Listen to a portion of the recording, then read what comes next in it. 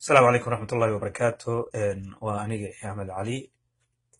waxaan rabaa maanta wax yar inaan idin tuso saddex spicy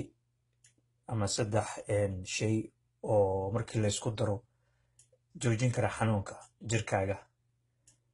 kana fiican waxyaabaha xanuun joojiyaasha oo farmashiyaha lagu gado ka fiican oo aad uga fiican waxaana loo yaqaanaa waa triple natural painkiller marka saddexdaasi waxaa ka mid ah kow waa zanjabiilka weeye zanjabiilka waa taqaanaa waa spicy waaye soomaalida inta badan shaaha iyo qaxwada iyo waxaas ay ku darsadaan wuxuu aad ugu fiican yahay waxaa weeye xanuunka marqiyada iyo xanuunka guud fahmaysa kanna waxaa weeye waa cinnamon waaye soomaalida waxay u yaqaanaan qorfe u yaqaanaan isna wuxuu aad ugu fiican yahay xanuunka guud fahmaysa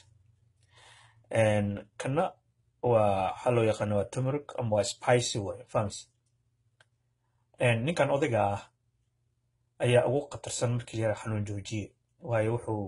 qaabilsan yahay inuu joojiyo xanuunka maadada keenta oo loo yaqaano CRB ama C reactive protein fahmaysa markuu jirka meel ku xanuuno ama uu bararsan yahay oo kaleeto fahmaysa marka haddaad heli karto saddexdan markaad isku darto aniga marka hadda waxaa weeye soo shiidanayaan soo gataa fahmaysa kaas waa ginger sigoo shiidan organic ah fahmaysa sidoo kale kana waxaa waa tumurgii waaye asana organic kaleeto waa fahmaysa marka kanna waxaan soo gataa siga oo dhadhan qafa marka biyo ayaan ku karkariyaa marka biyo aan ku karkariyo ayaan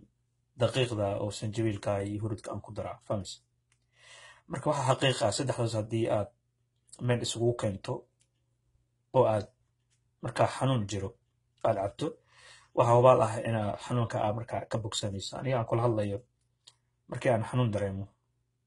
ama aan ka imaado isbartiibo ama aan bloon soo deelo ama aan wax sameeyo markaan isticmaalo aan isku daro intaa xanuunka hore ka baxaya fahmaysa habeen hore igu dambeysay bere aan qaadaya xogaa garabka xogaa xanuun aan ka dareemay meeshii aan ka aadi lahaa inaan soo qaato kiniin iyo xanuun joojiya saddexdaana isku daray markaan isku daray kadibna mataqaanaa biyo kulul waxaan kululeeyay qorfaan kululeeyay kadibna labadaasaan ku daray markaan kululay markaas kadib saasay kusoo baxeen fahmaysa saasay kusoo baxeen waa cabbay nus saac kadib xanuunkii waa duubay fahmaysa marka haddaad rabto waxaad samayn kartaa intaad karkariso ayaad freezing ka dhigi kartaa marka haddaad rabto sixniga oo dhan ayaad ka dhigi kartaa xanuun joojiye aniga marka waa isku qasay kan waa liin iyo sanjabiil iyo waxa waaye iyo tuun waaye dhiigga ay wadnaha furaan daalka xanuunka fara badan iyo qofka aad circulation ugu fiican yahay kana u fiican waxa weeyaan waa liin iyo macal qolofteeda sanjabiil iyo tuun weyn fahmaysa biyo kulaad ku shubaysa waa cabaysaa waxa weeye dhiig waa furmaya stroke iyo dhikar iyo shakis waa dhamaanaysa kan waa kan kuu sheegaya waa kan waa saddexdii waa qorfihii waa sanjabiilkii iyo tumurgii waa fahmaysa saasaa usoo fuqsanaysa haddaad rabto hold on 1 second saasaa usoo fuqsanaysaa biyo kululeed ku shubaysaa fahmaysa biyo kulul fahmaysa waa kasaa sigoo icig ah meeshaad ku ridaysaa dabeedna biyo kulul ku shubaysa markuu dhalaalo markana saanu noqonayaa mar kale fahmaysa